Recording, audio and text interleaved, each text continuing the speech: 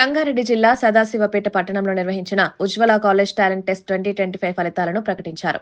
ఈ సందర్భంగా Ujwala college principal Srinivas Veltur ZPHS పాఠశాలకు విచ్చేసి ప్రతిభ కనబరిచిన విద్యార్థులకు సర్టిఫికేట్లు అందజేశారు. టాలెంట్ టెస్ట్ ను సదాశివపేటలోని ఉజ్వల కాలేజ్లో నిర్వహించామని, మండలంలోని వివిధ పాఠశాలల విద్యార్థులు పెద్ద సంఖ్యలో పాల్గొన్నారని తెలిపారు.